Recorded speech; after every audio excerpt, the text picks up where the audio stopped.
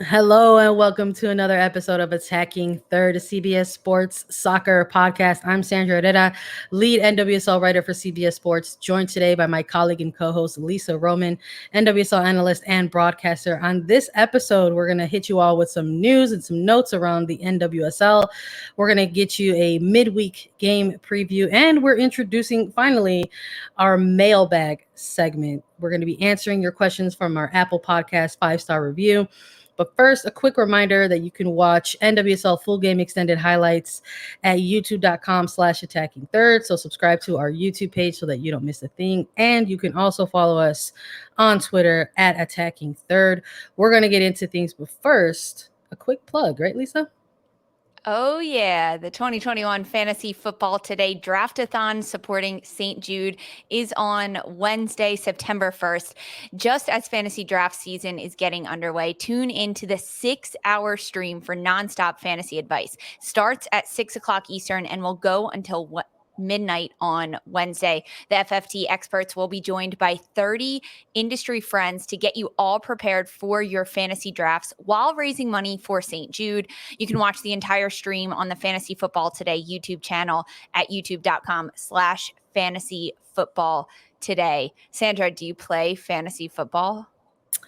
Not for the NFL, but I love I love fantasy. Like Premier League is always very fun for me, and we have a pretty fun question that we'll get to eventually about this on the women's side of the game. But the component that I love the most about this plug is the fantasy football for charity. That's my favorite part. Yes. So Yes. anytime there's an Personally, opportunity, to do good stuff like that, I'm all about it. Yeah, fantasy football. I play. I'm pretty good, I must say. I win. I actually Oh, play in a league with Marquette soccer friends that I played with in college. So we have a league, and I will be jumping over to the football side of things on the CBS Sports front on Wednesday evening to help contribute to this fantasy football today live draft I love that. extravaganza. So I'm on all sides of it, which is really fun. I'm I a love sporty that for gal. I like to you. be involved. I hope you win. So have you Yeah, ever won the one with your Marquette friends? I have, but we just bet like $10. It's Okay. nothing crazy. But We're really just do it for fun to come up with really cool names for our teams, and it's a great way for us to stay chatting throughout the fall. I I think so much more important, like more than the $10 buy-in is like the bragging rights though that Oh, comes with that. completely. Like that's really what it's about. I will It's say I have forgotten many a Thursday afternoon to change my lineup, and I have people that are out or not playing or their teams have a bye week, and then I just lose all their points. So I have fallen victim to that as well, just because I get caught up with like life, soccer, other things. And so it's not uh, top of my mind every week, but yeah, the bragging rights are 100% worth it. getting caught up with life in soccer is going to be the name of our mutual memoir, Lisa, because we've got midweek NWSL action this week. So we have to hit up our listeners with a preview. We have to keep them informed, let them know what's up. It's going to be Houston versus OL Reign taking place this week. And both of these teams coming off of a win. We got Houston keeping an eye on the standings because they're sitting on the outside looking in, right? Coming off of a very important win of their own in their previous week, going up against OL Reign, who, again, coming off of some impressive play, coming off of a big win against their rivals, Portland Thorns FC, 2-1. And Houston is hosting this one. And they have had some very interesting games in the past against the Reign, Lisa. But they have had trouble with this team historically in the past. Remind us what has happened, Sandra. Remind all of the listeners. They don't win usually. That's the reminder. I mean, and they have a particular struggle on the road against them if they're the Dash. But I don't know. This one's going to be at home. Is Look, my thing is, this is the question that I'm posing to us right now in this preview segment.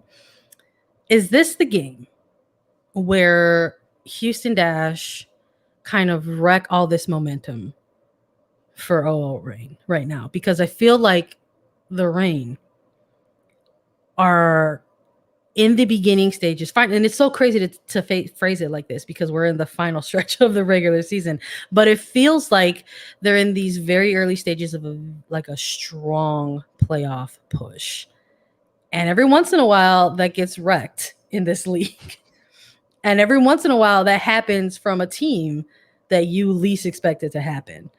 We saw Kansas City, get their first win against OL Reign. We saw that same team go on to get like a second win at home, and now we've got this opportunity in front of us. So I'm a little curious how this one's going to play out. Lisa, what are you going to be looking at for these two teams?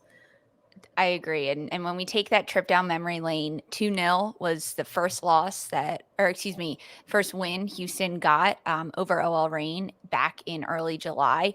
And then they lost to OL Reign 5-1 in the first week of August. So like you said, this is the point in the season where truly anything can happen. And both these teams, Houston and OL Reign, coming off big wins. Houston got the win over Louisville on Sunday, and OL Reign, the huge Cascadia rivalry win over Portland. So I don't know, are they still celebrating from that win? Because there was a lot of celebrations happening. This game, honestly, this was a hard one for me to predict and for me to talk about because, like you mentioned, OL Reign is a really good team. We just saw them beat Portland. We saw them come together and play as an entire unit, 11 players that were combining on the field. We talked about the attack that OL Reign has, and they have so much power and so much threat in their attacking end. But Houston also, they have big forces and big players with them, with Rachel Daly in the attacking lineup and Shea Groom, perhaps Abby Dahlkemper stepping into the back line for the dash. We don't know as of this point, but I imagine she'll be available and be ready to go. She was available last Sunday, but she was there at the game, and now she's had a few days of training underneath of her with the new team. I could see her slotting in there, which then opens a whole new can of worms. Is Katie Naughton and Megan Oyster what's going to happen in the center back position? Will James Clarkson and the Dash go to a 3-back? I don't think they will up against an OL Reign team. I imagine that they'll stick with their current formation and what's been working for them, especially what worked for them last weekend. But this matchup, this is where the standings could shake out because that's just how it goes at this point in the season. OL Reign number 3 right now in the standings, and Houston Dash number 8 with 21 points. Only 3 points behind OL Reign. That's how close this is all shaking out. I think I have to go with OL Reign though, just with how much power they have. I think it'll be tight though. I do. Yeah. I feel you on that one. I am also going to go with OL Reign, but I want to stick with Houston here for a second, and by extension, talk a little bit more about some of the tactics with OL Reign. I mean, having Laura Harvey come back in to the mix here with this team has obviously done something for them moving forward. It's done everything for them. We saw it start, with at the time interim head coach, the longtime assistant for OL Reign and Sam Lady, but having the return of Laura Harvey and watching the return of their Olympians come on back into the fold with this, and seeing the tactics fold out and how this team is playing together right now, it's dangerous in the best of ways. Like you look at OL Reign on your calendar and you're kind of like, okay, how are we going to take on this team? And I'm looking at Houston and I'm wondering if this match is going to get dictated in the midfield, and it's gonna be tight. I do think this one actually might be a little bit closer, a little bit more narrow. Whoever on the Dash side is tasked with isolating somebody like Rose Lavelle, like that's what's gonna have to happen for me. I think if I'm not James Clarkson and I'm not the Dash, but if we're looking at OL Reign and what they've been doing over just even the last course of their last 2 weeks, not even going back farther than that, even just over their last 2 weeks, and the games that Rose Lavelle has put together for this team, whoever is tasked with that is going to have a very long 90 minutes in front of them, because Rose Lavelle has been covering all kinds of ground, all kinds of pitch, creating all kinds of chances for OL Reign. I also a little curious to see if if Megan Rapinoe is going to continue this really wild streak that she's been on.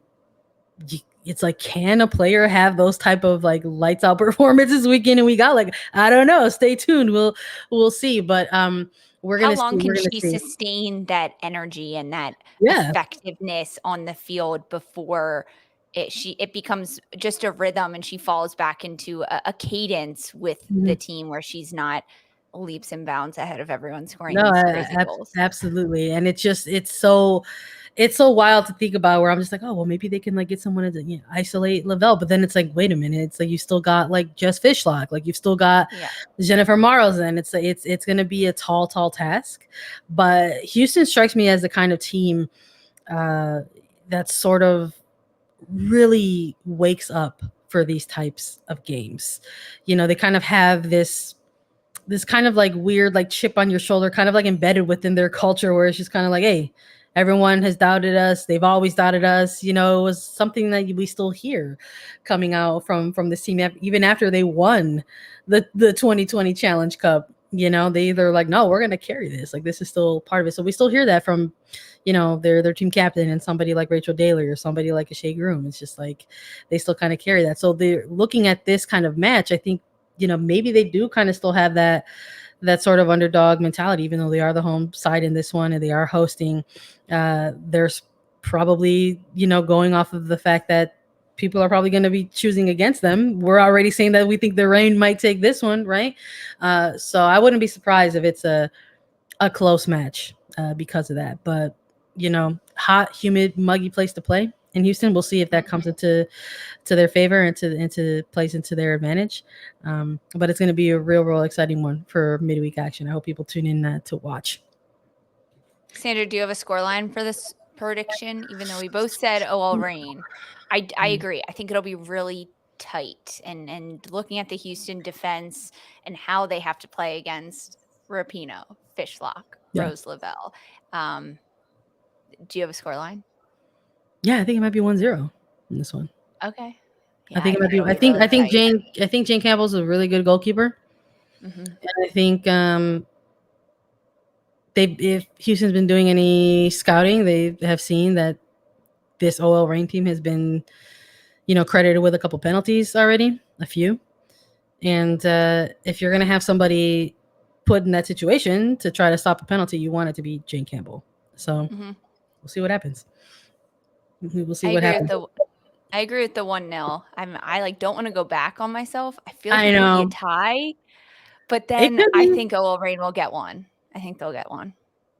I don't know. I'm wondering if this will be a game where it's like, there's either going to be a goal really early or there's going to be a goal really, really late. I think it could go either way. We'll see. But that's the only match that we have to preview for this week in the midweek action. We're going to take a quick break. We're going to hydrate because we always have to check in with each other and hydrate. And we will be back with the news and notes segment of this and our mailbag segment. So cheers, Lisa.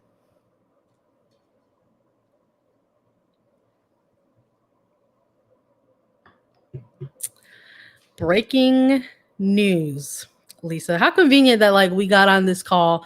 We scheduled this. We said, hey, we're going to record this segment for everyone. And then we got some NWSL news down the pipeline to talk about. So fun to follow up previous episodes where we filled everyone in with Gotham FC, the departure of Freya Coombe as she was announced as the Angel City FC head coach. That spun off a number of things. Gotham went ahead and said, hey, we're going to work with Freya Coombe and we are going to start a interim head coaching search. Her final game with us will be against Orlando Pride, and that has all concluded. And as of this moment, they announced finally a head coach and an assistant coach moving forward. So for Gotham FC, they named Scott Parkinson the new head coach, who's on contract through 2022 NWSL season, and former first assistant with Utah and Chicago Red Stars. So they did a little, in-league poaching of their own. So shout out to them for doing their due diligence. And for assistant coach, they named Beverly Goebel Yanez as assistant coach for the remainder of 2021 with an option for 2022. And for people who are familiar with the name, it's because she was a 6-year career NWSL player, and she's been a coach since 2020. So I got to say, Lisa, when we were talking about all of this news initially, kind of in an Angel City FC lens, right? That this next phase, eventually there was going to be an announcement and we would have to update it and fill in our listeners. And we kind of brought up the fact that, Yael Averbuch West got placed into this position as general manager. And she's going to have to get the ball rolling really, really quickly here. And I got to say, this one feels like a home run. I've seen a lot of positive reaction to this hire. And I got to agree with it.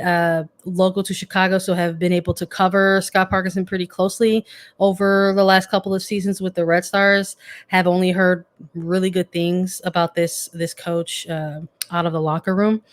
So I would imagine that Gotham is going to be just fine moving forward. Lisa, what were your impressions of this news as it broke? I loved this hire. I really did. Scott Parkinson, like we mentioned, been with the NWSL.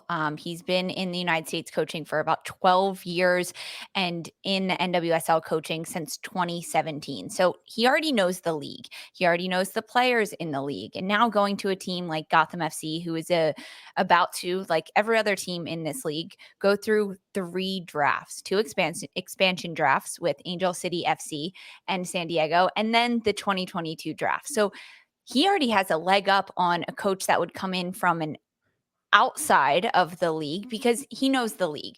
He knows the competition. He knows the players. And he's been a first assistant coach with Utah, like you mentioned, and with Chicago. So he's had right-hand seats next to great coaches in this league and going through a Challenge Cup, going through a pandemic. He's been through a lot of things in this league and he's seen a lot of change and a lot of turnover. I think this is the right next step, not only for him, but especially for Gotham, a team that had an entire rebrand this year. They've gone through a little bit of turmoil with the news of head coach Freya Coombe going to Angel City, and then why is she still here? This is really awkward. Let's get her out. And now that Parkinson is stepping in there, this is exciting and this is really good. And then to be paired with Bev Goebel Yanez as an assistant coach is huge. She's a former player in the league and she retired, I think, in 2020, and she's been a youth coach in California. Now stepping back into the NWSL on the other side of the sideline, this is huge. So Parkinson knows the league from the coaching perspective. And Bev knows the league from a player's perspective because she played for so long. So she has that insight to look at players, especially throughout these drafts that are coming up, the 2 expansion drafts and then the regular draft for the NWSL. She has so much insight there. This is really huge. I think the pair of them will make a really good duo at Gotham. And I mean, Sandra, you know Scott more than anyone, more than me at least, because he was with Chicago. Yeah, you know what?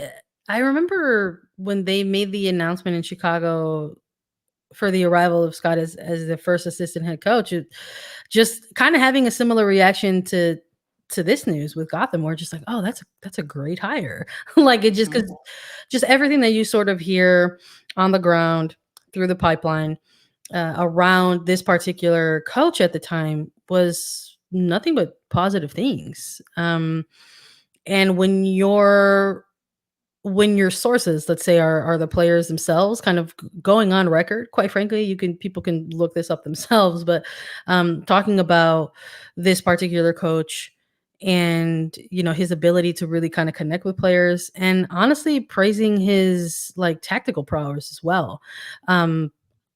Just looking at this recent season, one of the more impressive wins for Chicago was that first win against North Carolina Courage that they got this year.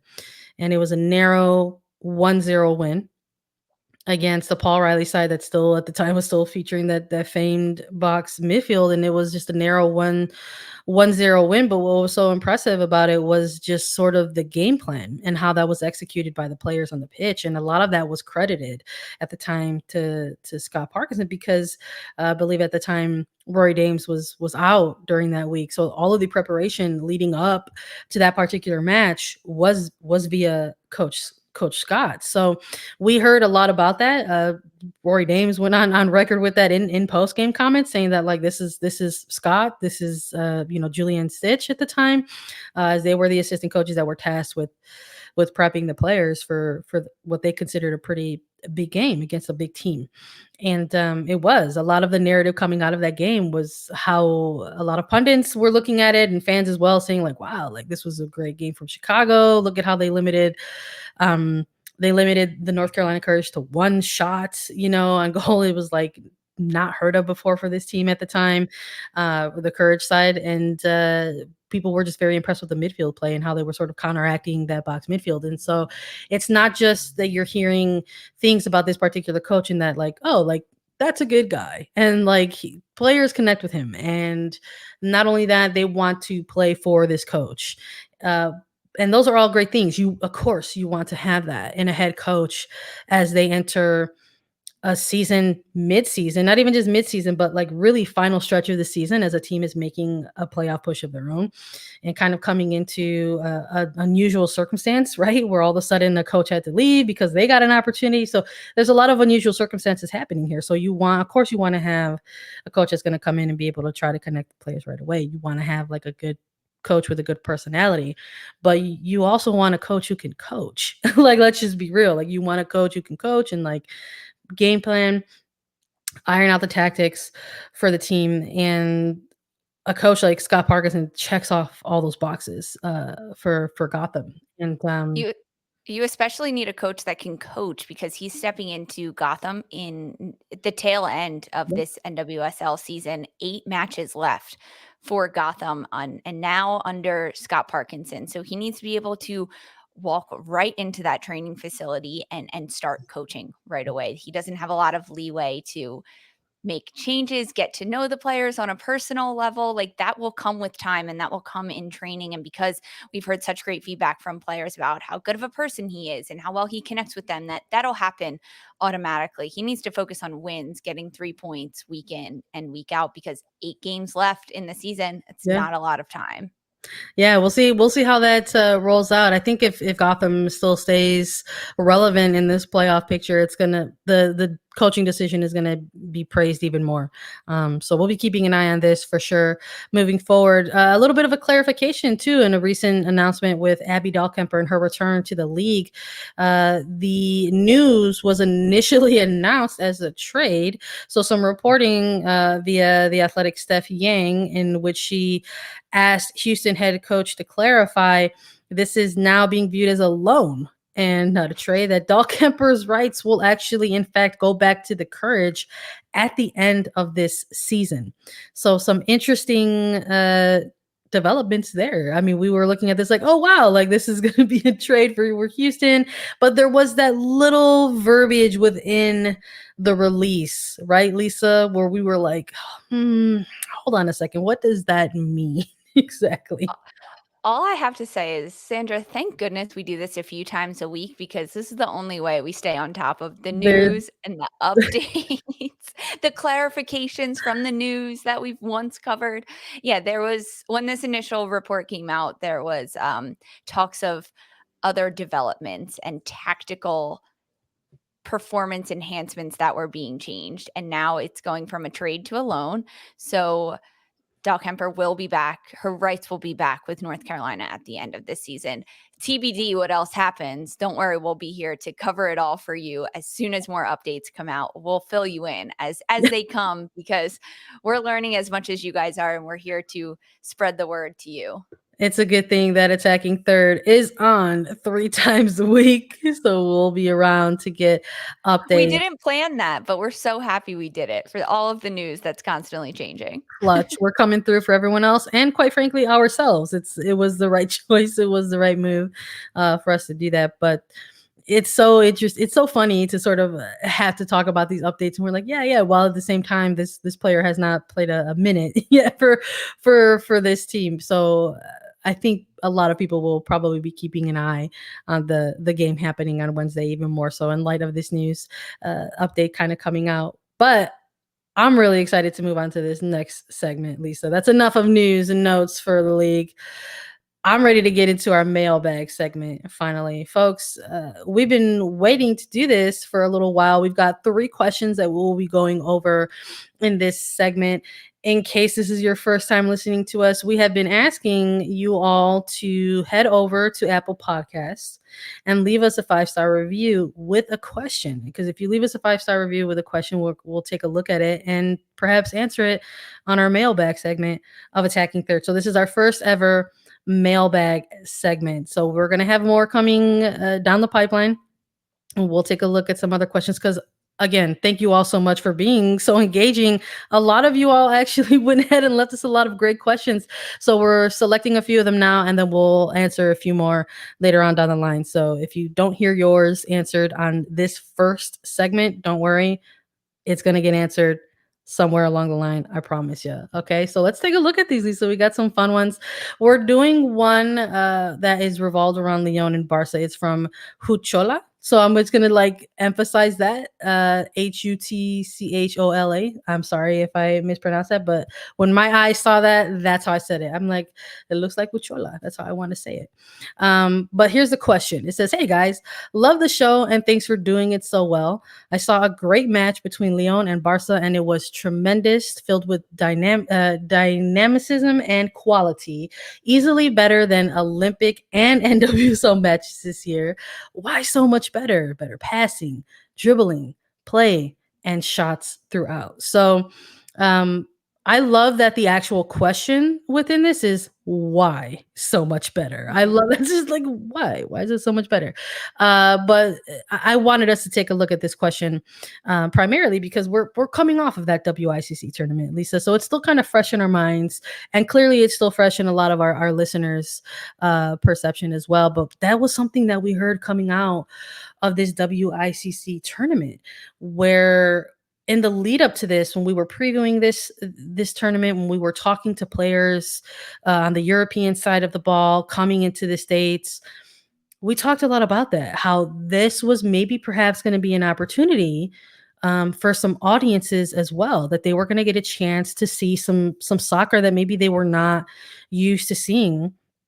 Having access to only, really American soccer here in the States, so that includes, whatever, perhaps some of the Olympic matches like our questionnaire asked us here, or the NWSL games that are currently going on in the regular season. So in terms of why so much better, I think it's an open-ended question, right? It's kind of like, well, we can maybe start a lot of things, but I think a lot of it comes down to footballing culture. It's just kind of like maybe the easiest way to kick off the answer portion of this. We see a lot of certain type of soccer happening in NWSL, a lot of certain type of soccer happening on the American women's side of the game. There's a lot of emphasis on fitness. There's a lot of emphasis on athleticism and physicality. And we know that to be true for a number of reasons, because A, we watch it and we analyze it and we critique it with our own eyes, but also B, you hear from the European players when you ask them about their perceptions of the league. You can go back and listen to some of our interviews if you like with some of our European guests who emphasize as much. They said, yeah, it's different. It's a very quick league. It's different speed. It's physical. And they utilize a lot of the same, adjectives and every other type of verbiage to kind of echo those similar sentiments. So I think a huge part of it is just the difference in footballing cultures. So when you look on the other side of that, if you're talking about the European side of the game, you kind of almost answered the question a little bit yourself with the passing, the dribbling, and the plays and stuff like that. There's an emphasis on that kind of stuff. One of the things that was very, very impressive, I think, for me, Lisa, during some of these matches with Lyon and Barcelona was watching these players and their first touch. It was lovely, delightful. Like butter. Yeah, completely. I couldn't believe it. That's how much like butter it was. I was like, what? It was just it is. It just was something I was like, wow. I was like, you know what? We don't actually see a lot of in the women's side of the game and the state side of thing.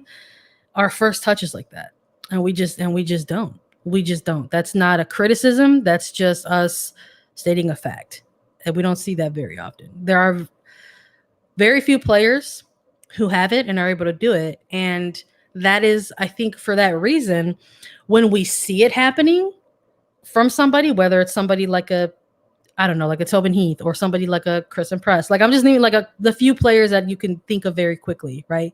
Who might have like a really good first touch. That's why it's always so impressive. Whenever we say like, oh wow, like did you see that? Because it happens so infrequently. Yeah, I think that goes back to the cultural aspect of this question, like you touched on, Sandra, the first touch and the fundamentals of the game. And even like soccer is growing in America. It is growing, and that's amazing. But there is an aspect of the game of football in on the European side of things that you just play it as a child. It's a little different here in the States. It's not as born into our blood, I would say, growing up. So it's not very common that you have really young kids playing pickup in the park, where that's happening all over Europe. And I think it also goes down to when you talked about the first touch of these European players and these European teams, it's because the European side of the game is much more technical and much more close passing abilities, finding those little triangles on the field and doing 1-2 touch passes. That way, your first touch needs to be perfect, because if it's off your foot, you don't have time to collect it and dribble. You're passing it like a little pinball around the field. And that's what happens when you watch Simone and Barcelona. And I encourage everyone to watch the women's side of the game in Europe right now. It's happening. The season has started. Watch those games along with the NWSL, and you can really see the difference. And in on the American side of soccer and football, it is fast conditioning, transition down the field, keeping the ball narrow down the middle of the park, playing long balls over the top. It's quick and it's transition, which is very different than the European style, where they want to pass, have 700-800 passes a game of just double passes, meaning I pass it to you, you pass it right back to me, and I pass it to you. Almost two players just playing keep away. Even though there's no defenders on them, they will keep the ball moving. Whereas in the NWSL, you'll see a center back just hold the ball or dribble up the field a little bit to close down some of that space. That doesn't typically happen on the European side of things. They will just be passing the ball instead of dribbling with it at their feet as much. That's one of the biggest changes. But I think it all comes back to culturally, Yeah. like we talked about, and that side of the thing. And keep watching every league of Yeah. women's soccer, because it's all so different and it's so fun. And then you can learn about new players. So when they get transferred over to the NWSL, you already know about them. I highly encourage it. Yeah, no, same. It just really does kind of boil down to that. Maybe that's also us simplifying it. But it is for me the biggest thing. You look at the sports landscape, right, in the United States, and you kind of see how saturated it is. But when you get take deeper dives into things, people will refer to maybe something like American football as kind of like the pastime, or baseball is like the pastime, Mhm. right, of the United States. But when you look at Europe, soccer, football, as they call it, is that's God. That That's is it. that is top. That's top level. That is the sport. That's not to say that other sports don't exist and they don't play that, but that is the one. Whereas like you look at the states and maybe that's not necessarily the same case or same scenario. So in I terms of mean, like even for myself, Sandra, as a child growing up, I played everything. yeah, I did soccer and basketball, lacrosse, track and yeah, field. I was tennis. I did it all. I yeah, didn't just focus on soccer until I was in high school. And even then in high school, I played 3 sports throughout my mhm, years in high school. I didn't focus on soccer then. yeah. It's And very that's so different. important that you bring that up, like as a former player, because it's like we hear that a lot from from former players, and it's like eventually they get to a point in their careers where they're like, okay, I'm centering in on one Mhm. sport, and it ended up being that sport was soccer. But so many of them are involved in so many things growing up. Yeah, no, that's another big one. for sure. But I loved watching WICC.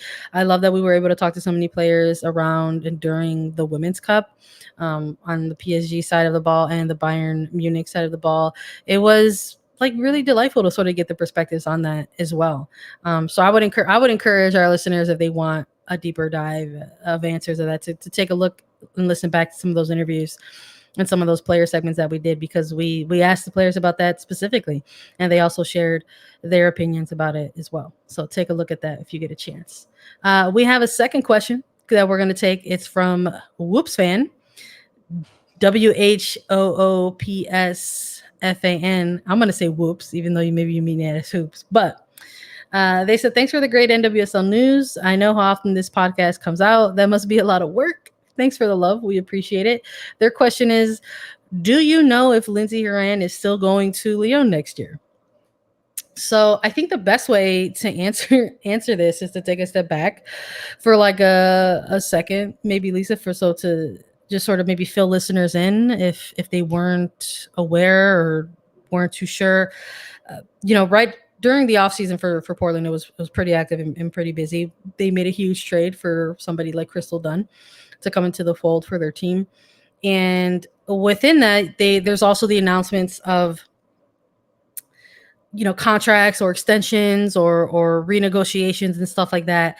And one of the things that came out of the offseason was that, Crystal Dunn got a direct contract, through Portland, and so did Lindsay Horan. And the contracts were for X amount of time, because there was something in place for Horan to eventually make her departure to Lyon. So as far as news in terms of like still going, the way I think, Lisa, I don't want to speak for both of us, but I think the perception for us on our end is that unless there is news that is not happening, then it's happening. I would agree. As of now, it's happening. When things change, we'll let you guys know. But I think in this league, you have to assume that things are sticking with their former announcement until something else comes out and changes that announcement. I don't know. I don't know what'll happen here, but I assume she's going to Lyon. Yeah, and maybe we can bridge these two questions a little bit together, and kind of have a sub question within all that, because I like to do that for us sometimes. But all the chatter about American women's domestic football versus European women's domestic football, how that looks and the differences within that. I'm loving the crossover. Anytime there's opportunity for American players to head over to Europe and get playing time over there, or vice versa, any European players who decide to make the leap and jump to NWSL, I'm always like, that's a gamer. That's a gamer, that's a commitment, because that's a huge, it's tough. It's tough to go to a place that you don't have a lot of familiarity with and kind of submerge yourself in what's a new, or at least new to you, type of soccer culture. And so, somebody like Lindsay Horan, got her start playing professionally over in France in PSG. So it's not going to be super unfamiliar to her, but she's definitely not the same player who she was when she was in PSG. We're talking about a player that's already continued her development post-exit from Paris Saint-Germain when she was very young, came to NWSL, has won an MVP, has won NWSL championships, went on to win World Cup, right? Recently participated in the Olympics, came out a bronze medal winner. So in a different phase of her career, quite frankly. So I'm curious to see how that'll look in the future with this particular player going back to France, really. So we'll see how that pans out. So I'm with Lisa in that if there's an additional update on that, we'll keep everyone filled in. And we're going to take one final question. We chose 3 for this mailbag segment. This one is from Samus814. They said, Premier League Fantasy has me wondering, when will NWSL have a fantasy league? 2022?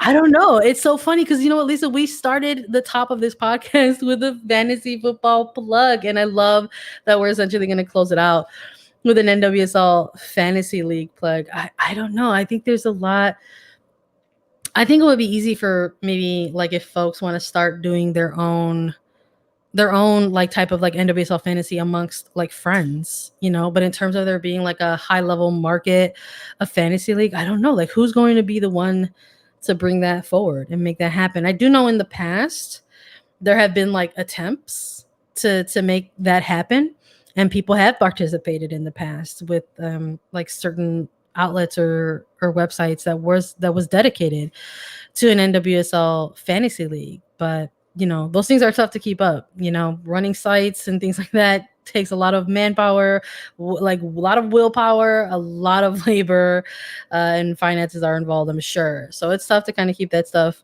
going. But that doesn't mean I wouldn't like to see it. I wouldn't put it past an NWSL fan to start this. The way that the fan culture is in this league is tremendous. There's so much support and there is such a community. I'm sure there's a Reddit thread out there already talking about this, ready to get the league going. And Sandra, I honestly could see not a media conglomerate starting this from the top down, but a fan sitting at home being like, hey, I want to do this. I'm just going to start it and put it out there. Thank goodness for social media. It brings us all together from around the world. They start this league, things get rolling. I mean, I would join.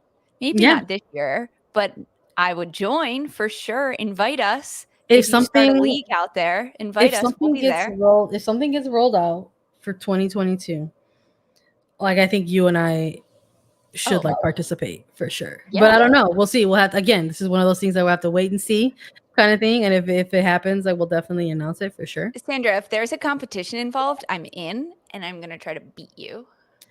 I just want to have a good name. That's like you said, like that's the most important thing. Mhm. Like It's I gotta just be want, clever. yeah, It's gotta incorporate different teams or different mindset of the league that you're trying to encompass. Yeah. yep.